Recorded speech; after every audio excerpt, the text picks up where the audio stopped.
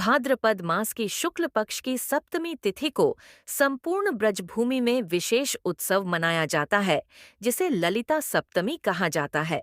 यह वही दिन है जब श्री राधा जी की प्रमुख सखी श्री ललिता जी का अवतरण हुआ था। श्री ललिता जी का जन्म बारसाना से थोड़ी दूरी पर स्थित उच्च गांव में हुआ था। उनके जन्म के समय संपूर्ण प्रकृति आनंद से झूम उठी थी। कहते हैं कि यमुना की लहरें भी उस दिन विशेष मधुर स्वर में कल कल करने लगीं। वृक्षों से फूल झरने लगे और पक्षियों का कलरव मानो कोई अदृश्य मंगलगान कर रहा था। ललिता जी का स्वरूप अत्यंत मनोहर और तेजोमय बताया गया है। वे राधा जी की सखियों में सबसे अग्रगण्य है और उनकी आयु तथा रूप राधा जी के समान ही है, किंतु उनका स्वभाव कुछ अलग था। वे अत्यंत चंचल, तीक्ष्ण बुद्धि और गंभीर विचारों वाली थीं। उनके मुखमंडल पर सदैव ऐसी आभा रहती थी कि उन्हें देखकर मन स्वतः आनंदित हो उठे। जब वे बाल्यावस्था में थीं, तभी से उनका हृदय केवल राधा और कृष्ण की सेवा तथा उनके मिलन की लीलाओं में लीन हो जाता। ब्रज की व्रजांगनाएं कहती थीं कि ललिता जी का जन्म केवल इसी उद्देश्य से हुआ है कि वे सदा राधा और कृष्ण के प्रेम का सेतु बने। वे राधा जी की प्रियतम सखी ही नहीं, बल्कि उनकी आत्मा का अंश मानी जाती है। यही कारण है कि अष्ट सखियों में ललिता जी को सर्वश्रेष्ठ स्थान प्राप्त है। उनके बिना राधा कृष्ण की कोई भी लीला पूर्ण नहीं होती। ललिता जी के स्वभाव में एक विशेषता यह भी थी कि वे अत्यंत कटु वाणी से भी प्रेम व्यक्त कर देती थीं। जब राधा जी और कृष्ण की कोई लीला चल रही होती, तब वे कभी कभी कठोर शब्दों में भी श्री कृष्ण को उलाहना देती, परंतु वे शब्द केवल दिखावे के कठोर होते। वास्तव में उनमें गहन माधुर्य और सच्चा स्नेह छिपा रहता। यही कारण है कि स्वयं श्री कृष्ण भी उनकी बातें सुनकर आनंद से भर उठते। इस प्रकार ललिता सप्तमी केवल एक जन्मतिथि नहीं, बल्कि उस सखी की स्मृति का उत्सव है जिसने अपने जीवन का एक एक क्षण केवल राधा कृष्ण की सेवा और उनके प्रेम को पूर्ण बनाने में समर्पित कर दिया। ललिता जी का व्यक्तित्व जितना आकर्षक था, उतना ही अद्वितीय भी। वे केवल राधा रानी की सखी ही नहीं, बल्कि उनकी सबसे घनिष्ठ सहयोगिनी और जीवन का अभिन्न अंग थीं। ब्रज की हर लीला में उनकी उपस्थिति अनिवार्य थी। जब राधा और कृष्ण यमुना तट पर खेलते, कमल पुष्प चुनते या रास रचाते, तो ललिता जी सदा उनके साथ रहतीं। उनका हृदय केवल एक ही उद्देश्य में रमा रहता, राधा और कृष्ण के मिलन को और भी माधुर्यपूर्ण बनाना। कहा जाता है कि ललिता जी का स्वभाव अत्यंत तेज और चंचल था। वे न केवल हंसी ठिठोली करतीं, बल्कि कई बार कृष्ण को राधा के प्रति और अधिक समर्पित रहने की सीख भी देतीं। जब कभी कृष्ण गोपियों संग अधिक समय बिताते और राधा रानी का मन व्याकुल हो उठता, तब ललिता जी निर्भीक होकर कृष्ण से कह देतीं, यदि तुम वास्तव में राधा से प्रेम करते हो, तो उनका हृदय दुखाकर किसी अन्य के साथ कैसे रास रचाते हो? कृष्ण ऐसे समय मुस्कुराकर मौन हो जाते और अंततः राधा जी की ओर खींचे चले आते। इस प्रकार ललिता जी का स्थान केवल सखी का नहीं, बल्कि एक मार्गदर्शिका का भी था। उनका एक और रूप सेवा का था। राधा जी जब किसी कारणवश रुष्ट हो जाती और कृष्ण के साथ मिलने से इनकार करती, तब ललिता जी ही थीं जो उन्हें मनाकर पुनः प्रेम में बांध देतीं। वे दोनों ओर से संदेश वाहिनी बनतीं और एक दूसरे के भावों को प्रकट कर मिलन करातीं। इस कारण उन्हें युगल मिलन की संधायिका कहा जाता है। ललिता जी का हृदय भक्ति और माधुर्य से परिपूर्ण था। वे स्वयं किसी प्रकार का सम्मान या महत्व नहीं चाहती थीं। उनका जीवन केवल और केवल राधा कृष्ण की सेवा में बीतता। जब राधा जी श्रृंगार करतीं, तो ललिता जी स्वयं उनके केश गूंथतीं, गहने पहनातीं और जब वे कृष्ण से मिलने जातीं, तो हर छोटे बड़े कार्य में उनकी सहायता करतीं। ब्रजवासी कहते हैं कि ललिता जी की उपस्थिति से ही राधा और कृष्ण की लीलाओं में पूर्णता आती है। यदि वे न हो, तो मानो रस का प्रवाह अधूरा रह जाए। यही कारण है कि अष्ट सखियों में उन्हें सर्वोच्च स्थान मिला है और उनके बिना राधा कृष्ण की कोई भी कथा पूर्ण नहीं मानी जाती। इस प्रकार ललिता जी केवल एक सखी नहीं, बल्कि भक्ति का ऐसा प्रतीक है जिन्होंने अपने समर्पण और निःस्वार्थ सेवा से प्रेम और माधुर्य की महिमा को और भी अधिक उज्ज्वल कर दिया। ललिता जी के गुणों की चर्चा करें तो उनका हृदय केवल राधा कृष्ण की सेवा के लिए ही धड़कता था। वे अत्यंत दयालु और करुणामयी थीं, लेकिन साथ ही उनमें एक अद्भुत साहस भी था। उनका स्वभाव स्पष्ट और निडर था। वे सत्य को बिना किसी झिझक के कह देतीं। यही कारण था कि स्वयं श्री कृष्ण भी उनके कटाक्षों को सुनकर प्रसन्न होते थे, क्योंकि वे जानते थे कि ललिता जी के प्रत्येक शब्द में प्रेम और भक्ति ही छिपी है। ललिता जी का सबसे बड़ा गुण था उनका निःस्वार्थ भाव। वे कभी भी अपनी महिमा का प्रदर्शन नहीं करतीं। जब भी कोई उनके गुणों की प्रशंसा करता, वे तुरंत कह देतीं, मेरे जीवन का एक ही लक्ष्य है, राधा और कृष्ण की सेवा करना। यदि इसमें मुझे स्थान मिलता है तो यही मेरे लिए सबसे बड़ा पुरस्कार है। यह विनम्रता और समर्पण ही उन्हें सखियों में श्रेष्ठ बनाता था।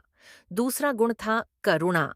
ब्रज की गोपियां जब किसी कारणवश दुखी हो जातीं, तो ललिता जी उनके पास जाकर उन्हें सांत्वना देतीं। उनका कहना था कि जिसने राधा का नाम हृदय में बसा लिया, उसके जीवन में कोई दुख स्थायी नहीं रह सकता। वे गोपियों को सदा भक्ति और नाम स्मरण की राह दिखातीं। आज भी ब्रजभूमि में ललिता जी का मंदिर उच्च गांव में स्थित है, जिसे ललिता कुंड भी कहा जाता है। भक्तजन वहां जाकर श्रद्धा से जल स्नान करते हैं और राधा कृष्ण की लीलाओं का स्मरण करते हैं। इस स्थान की विशेषता यह है कि यहाँ की शांति और माधुर्य भक्त के हृदय को तुरंत छू लेता है। ऐसा प्रतीत होता है मानो ललिता जी स्वयं वहां उपस्थित होकर भक्तों को आशीर्वाद दे रही हों। ललिता सप्तमी के दिन इस मंदिर में विशेष उत्सव होता है। भक्तजन सुबह से ही वहां पहुंच जाते हैं। मंदिर में पुष्पों से विशेष श्रृंगार किया जाता है। भजन कीर्तन होते हैं और चारों ओर राधे राधे की गूंज सुनाई देती है। इस दिन भक्त उपवास रखते हैं और ललिता जी का स्मरण करके राधा कृष्ण के प्रति अपने प्रेम और भक्ति को प्रकट करते हैं। यही कारण है कि ललिता सप्तमी केवल एक उत्सव नहीं, बल्कि भक्ति और माधुर्य का पर्व है। यह हमें याद दिलाता है कि यदि हम भी अपने जीवन में निस्वार्थ प्रेम और सेवा का भाव अपना लें, तो हमें भी राधा कृष्ण की कृपा सहज ही प्राप्त हो सकती है। ललिता सप्तमी का दिन केवल स्मरण भर नहीं है, यह साधक के लिए भक्ति का गहन साधन है। इस दिन भक्त प्रातःकाल स्नान कर शुद्ध वस्त्र धारण करते हैं और व्रत का संकल्प लेते हैं। व्रत का मुख्य उद्देश्य है ललिता जी की निःस्वार्थ सेवा और उनके समर्पण भाव को अपने जीवन में उतारना। ब्रजमंडल में विशेषकर उच्च गांव और बारसाना में इस दिन अत्यधिक उत्साह रहता है। मंदिरों में ललिता जी का सुंदर श्रृंगार होता है। उनकी प्रतिमा को फूलों, गहनों और पीतांबर से अलंकृत किया जाता है। पूजा की विधि में सबसे पहले ललिता कुंड या किसी पवित्र जलाशय में स्नान करना श्रेष्ठ माना जाता है।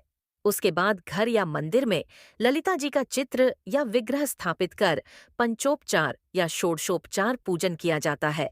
पुष्प, धूप, दीप, नैवेद्य और तुलसी पत्र अर्पित किए जाते हैं। भक्त विशेष रूप से लाल और पीले रंग के फूल अर्पित करते हैं, क्योंकि यह रंग उनके चंचल और उज्ज्वल स्वभाव के प्रतीक माने जाते हैं। इस दिन भक्तजन ललिता अष्टक और ललिता स्तुति का पाठ करते हैं।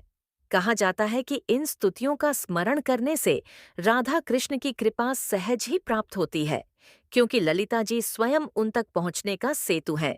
व्रतधारी दिन भर फलाहार या केवल जल पर रहते हैं और रात्रि में भक्ति गीत गाते हुए प्रभु का स्मरण करते हैं। ललिता सप्तमी का महत्व इस बात में है कि यह हमें सेवा का मार्ग दिखाती है। ललिता जी ने कभी अपने लिए कुछ नहीं चाहा। उनका हर क्षण केवल राधा और कृष्ण के लिए था। यही भाव भक्त के जीवन में उतरना चाहिए। यदि हम भी अपनी स्वार्थपूर्ण इच्छाओं को त्याग कर प्रेम और सेवा का भाव धारण करें, तो हमारा जीवन भी दिव्य हो सकता है। ब्रज की परंपरा में यह भी मान्यता है कि ललिता जी की पूजा से राधा कृष्ण सहज ही प्रसन्न हो जाते हैं, क्योंकि यदि कोई भक्त ललिता जी को प्रसन्न कर लेता है, तो वे अपने प्रिय युगल की कृपा उस पर बरसाती हैं। यही कारण है कि वैष्णव परंपरा में ललिता सप्तमी का व्रत अत्यंत फलदायी माना गया है। ललिता सप्तमी केवल एक तिथि या पर्व नहीं है, यह उस भक्ति मार्ग का दीप है जो हमें राधा कृष्ण के निकट ले जाता है। इस दिन जब हम ललिता जी की पूजा करते हैं तो वस्तुतः हम उस सखी का स्मरण करते हैं जिसने अपने जीवन का हर श्वास केवल अपने आराध्य के लिए अर्पित कर दिया। उनके समर्पण में यह शिक्षा निहित है कि जब तक मनुष्य अपना अहंकार नहीं त्यागता और अपने प्रभु को सर्वोच्च नहीं मानता, तब तक सच्ची भक्ति का रस प्राप्त नहीं हो सकता। ललिता जी का जीवन यह संदेश देता है कि भक्ति केवल व्यक्तिगत साधना नहीं है, बल्कि यह सामूहिक आनंद का माध्यम भी है। जिस प्रकार वे राधा और कृष्ण के प्रेम को अधिक मधुर बनाने के लिए अपनी हर शक्ति का उपयोग करती थीं, वैसे ही हमें भी दूसरों के सुख और शांति के लिए कार्य करना चाहिए। उनका प्रत्येक आचरण बताता है कि सच्ची सेवा वही है जिसमें स्वार्थ का लेश भी न हो, केवल प्रेम और करुणा का प्रवाह हो।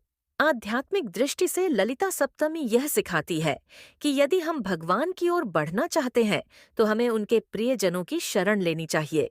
जैसे भक्त ललिता जी के माध्यम से राधा कृष्ण की कृपा प्राप्त करते हैं, वैसे ही साधक गुरु और संतों के माध्यम से ईश्वर तक पहुंच सकता है।